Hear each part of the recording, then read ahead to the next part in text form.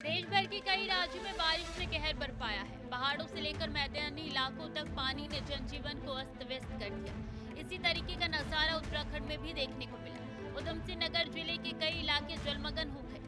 जनपद के डैम का जल स्तर इस कदर बढ़ गया कि अधिकारियों को सुरक्षा की दृष्टि से पानी छोड़ना पड़ा।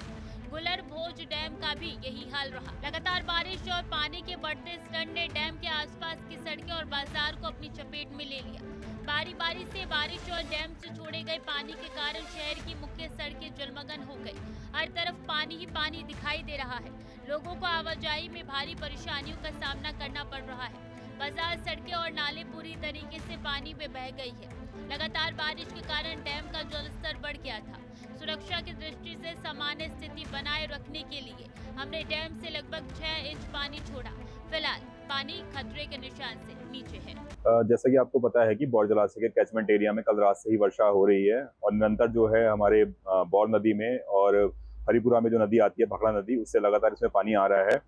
तो बौर जलाशय की सुरक्षा के एहतियातन हम लोगों ने अभी फिलहाल 500 क्यूसेक पानी छोड़ा हुआ है। अगर पानी की जो ऊपर से जो आने की गति है वो कम होती है तो इसे 500 क्यूसेक के आसपास ही बरकरार रखा जाएगा। और अगर पानी ऊपर से ज़्यादा आता है तो हमें सुरक्षा की दृष्टि से पानी को और बढ़ाने की संभावना रहेगी। मैं आपको बताना चाहूँगा कि ऐसा कुछ नहीं है। हमारा जो बौर जलाशय से पानी छोड़ा जाता है वो बौर नदी में छोड़ा जाता है और बौर नदी हमारी जो है केलाखेड़ा क्षेत्र से होते हुए रामपुर की सीमा में प्रवेश करती है।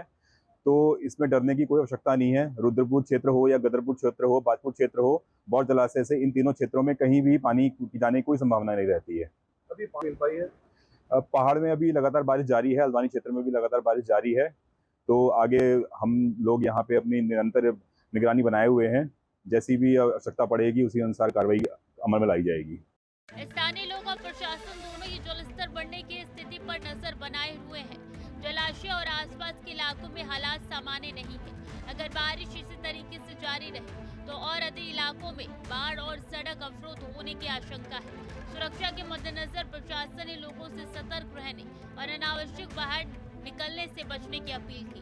जलस्तर पर नजर रखी जा रही है और जरूरत पड़ने पर राहत और बचाव कार्य तुरंत शुरू किए जा रहे हैं। बात चाहे गुलर भोज डैम की हो या आसपास की सड़कें और बाजार की, लगातार बारिश ने जनजीवन को बाधित कर दिया है। स्थानीय लोग परेशान है और प्रशासन स्थिति पर नियंत्रण पाने के लिए हर संभव प्रयास कर रहा है। उत्तराखंड में इन दिनों हो रही लगातार बारिश ने जनजीवन को प्रभावित कर दिया है। पहाड़ी इलाकों में जल स्रोत उफान पर है, सड़कें जलमग्न हो गई है और कई गांवों में मकान पानी में डूबे नजर आ रहे हैं। उधम सिंह नगर और बागेश्वर जैसे जिलों में प्रशासन ने चेतावनी जारी की है और लोगों से सुरक्षित स्थानों पर रहने की अपील की है।